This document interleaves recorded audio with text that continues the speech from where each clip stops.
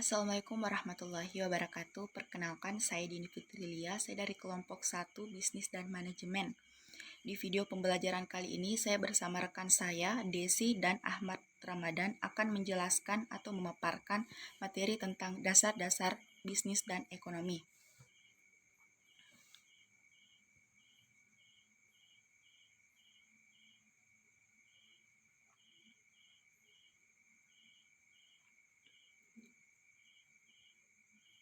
Nah, yang pertama yakni dasar-dasar bisnis.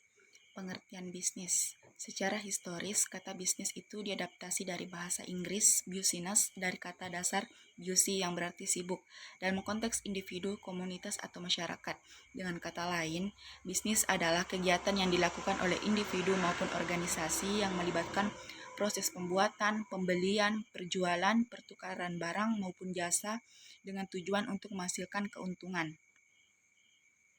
Dalam konteks sederhana, bisnis ialah kesibukan dalam melakukan suatu aktivitas atau pekerjaan yang memberikan keuntungan pada seseorang. Sedangkan dalam konteks entitas, bisnis ialah suatu organisasi atau badan lain yang bergerak dalam kegiatan komersial, profesional, industri, atau memperoleh keuntungan.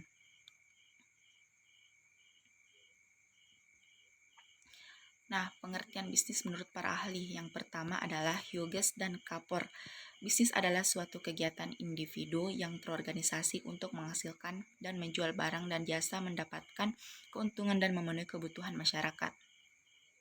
Yang kedua adalah Brown dan Pretilo. Bisnis merupakan lembaga yang menghasilkan barang dan jasa yang dibutuhkan oleh masyarakat serta semua hal yang mencakup berbagai usaha yang dilakukan pemerintah maupun swasta, tidak peduli mengejar laba atau tidak.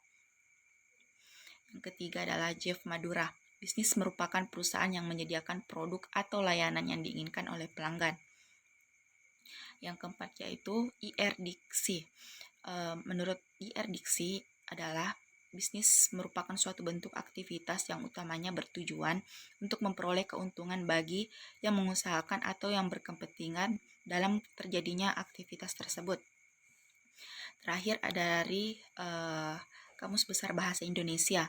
Bisnis adalah usaha komersial dalam dunia perdagangan maupun bidang usaha dan usaha dagang.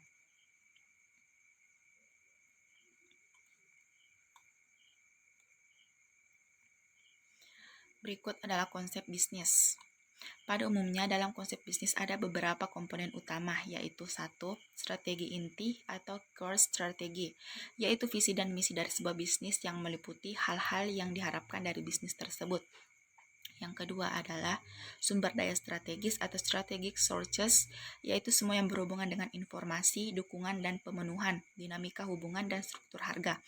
Yang ketiga adalah perantara pelanggan atau customer interface, yaitu semua yang berhubungan dengan informasi, dukungan, pemenuhan, dinamika hubungan, dan struktur harga. Yang keempat adalah jaringan nilai atau value network, yaitu semua jaringan nilai yang dapat memperkuat dan melengkapi sumber daya perusahaan. Lanjut, jenis bisnis berdasarkan kegiatannya. Nah, di sini terbagi 4, yaitu bisnis agraris. Apa yang dimaksud dengan bisnis agraris? Yakni adalah bisnis yang mengutamakan sebuah usaha di bidang perkebunan, peternakan, perikanan, misalnya itu seperti ikan, sapi, kambing, dan lain sebagainya. Yang kedua adalah bisnis ekstraktif. Maksudnya ini adalah kegiatan bisnis dilakukan di bidang pertambangan, yaitu dengan cara menggali atau menggeruk bahan-bahan tambang yang dimiliki oleh perut bumi. Contohnya yaitu batu bara, besi, emas, timah, tembaga, minyak, gas bumi, dan lain sebagainya. Yang ketiga adalah bisnis jasa. Nah, bisnis jasa maksudnya di sini adalah kegiatan atau aktivitas bisnis yang dilakukan di bidang jasa yang menghasilkan atau menciptakan suatu produk yang tidak tampak atau tidak berbentuk. Contohnya adalah pariwisata, jasa asuransi, pendidikan, kesehatan, kecantikan, dan sebagainya. Yang keempat adalah bisnis industri. Di sini maksudnya adalah kegiatan atau aktivitas bisnis yang dilakukan di bidang industri manufacturing, misalnya seperti industri tekstil, pesawat terbang, rokok, kertas, garmen, dan sebagainya. Adapun bisnis berdasarkan jenis kegunaannya terbagi 4 juga, yakni pertama form utility atau biasa disebut dengan kegunaan bentuk. Maksudnya di sini ialah kegiatan atau aktivitas bisnis yang melakukan perubahan dan mengolah suatu benda menjadi bentuk yang berbeda dari bentuk sebelumnya sehingga dapat memiliki manfaat yang lebih untuk masyarakat.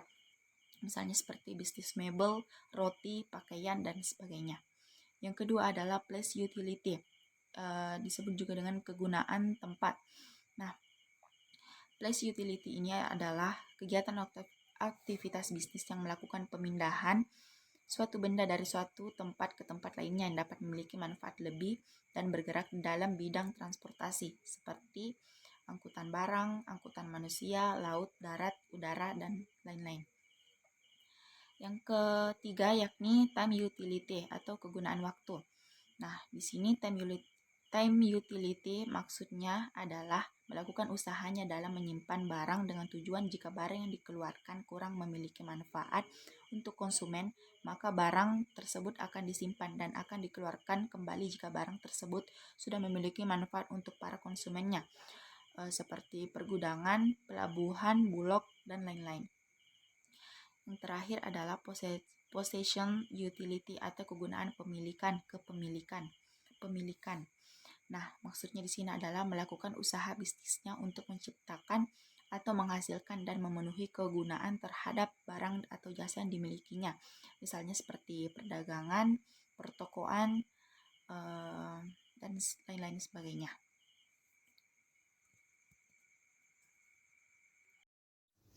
Assalamualaikum warahmatullahi wabarakatuh. Nama saya Desi dari kelompok 1 mata kuliah Bisnis dan Manajemen. Baiklah, saya akan melanjutkan materi dari Dini Fitrilia. Fungsi bisnis. Adapun beberapa fungsi bisnis adalah sebagai berikut.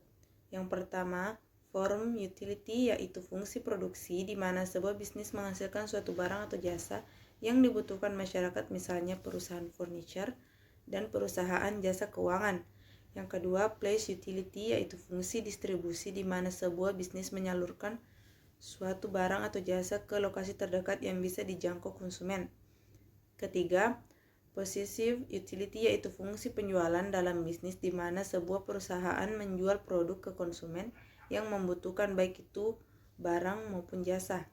Yang keempat, time utility, yaitu fungsi penyimpanan dan pemasaran dalam bisnis di mana barang yang pada saat itu kurang bermanfaat untuk nanti dikeluarkan pada saat barang tersebut telah lebih bermanfaat. Selanjutnya, jenis-jenis bisnis. Jenis-jenis bisnis terbagi atas dua, yaitu jenis bisnis berdasarkan kegiatan. Ada 4 macam. Yang pertama, bisnis agraris, kedua bisnis ekstraktif, ketiga bisnis jasa, keempat bisnis industri. Yang kedua, bisnis berdasarkan jenis kegunaannya. Ada 4 macam, yaitu yang pertama form utility atau kegunaan bentuk. Yang kedua place utility, kegunaan tempat. Yang ketiga time utility, kegunaan waktu. Dan yang keempat possession utility, kegunaan kepemilikan. Selanjutnya, manfaat bisnis. Menjalankan bisnis memberikan banyak manfaat bagi para pelakunya. Dengan memiliki bisnis, kita akan merasakan beberapa manfaat berikut ini. Yang pertama, mendapatkan penghargaan dan pengakuan. Kedua, menjadi bos untuk diri sendiri. Yang ketiga, menggaji diri sendiri. Yang keempat, mengatur waktu dengan leluasa. Yang terakhir, memiliki masa depan yang cerah. Baiklah, terima kasih atas kesempatannya. Assalamualaikum warahmatullahi wabarakatuh. Assalamualaikum warahmatullahi wabarakatuh. Saya Ahmad Ramadan dari kelompok 1 mata kuliah Bisnis dan Manajemen. Baiklah, saya akan menyampaikan atau melanjutkan materi yang disampaikan oleh Desi. Dasar-dasar ekonomi. Pengertian ekonomi. Ekonomi berasal dari Yunani, yaitu oikos yang berarti rumah tangga atau keluarga, sedangkan nomos berarti hukum aturan atau peraturan. Secara umum, ekonomi diartikan sebagai manajemen rumah tangga atau aturan rumah tangga. Ekonomi merupakan ilmu sosial yang mempelajari kegiatan manusia yang berkaitan dengan konsumsi, distribusi, sampai produksi pada barang dan jasa. Berikutnya pengertian ekonomi menurut ahli. Di sini kami mendapatkan dua ahli, yaitu William F. Squell dan Adam Smith. William F. Squell berpendapat studi ilmu ekonomi juga termasuk menganalisa kegiatan orang dalam hubungan dengan memproduksi, menabung, dan membelanjakan uangnya. Sedangkan Adam Smith, ekonomi ialah penyelidikan tentang keadaan dan sebab adanya kekayaan negara. Berikutnya sistem ekonomi. Di sini terdapat 5 sistem. Yang pertama, sistem ekonomi tradisional, di mana yaitu suatu sistem yang berkembang dalam suatu masyarakat yang berkaitan dengan perkembangan adat atau kebiasaan yang berkembang pada suatu daerah. Kedua, sistem ekonomi pasar, yaitu sistem yang berkembang di dunia pemasaran yang dimulai dari memproduksi barang, kemudian disalurkan atau didistribusikan untuk sampai ke tangan konsumen. Ketiga, kapitalis, di mana sistem ekonomi ini dipelopori oleh Adam Smith tahun 1776, The Will of Nation. Dia menganut free enterprise, adanya kebebasan, adanya persaingan, ada kecenderungan kualitas meningkat dan biaya menurun, dan juga munculnya ekonomi pasar. Keempat, ekonomi komunis yang dipelopori oleh Karl Marx, seorang filosofi Jerman abad ke-19. Ialah semua alat produksi dan sumber-sumber ekonomi milik bersama tapi di bawah pengawasan pemerintah. Kemudian yang terakhir, sistem sosialis. Negara menguasai industri yang penting untuk rakyat seperti pertambangan, perbankan, kereta api, baja, dan lain sebagainya. Tapi ada juga yang terdapat usaha milik privat. Ya, demikianlah dari kami. Saya Ahmad Ramadan mewakili Desi dan Dini Aprilia. Mohon maaf. Lebih dan kurangnya mohon dimaafkan. Sekian dan terima kasih. Wassalamualaikum warahmatullahi wabarakatuh.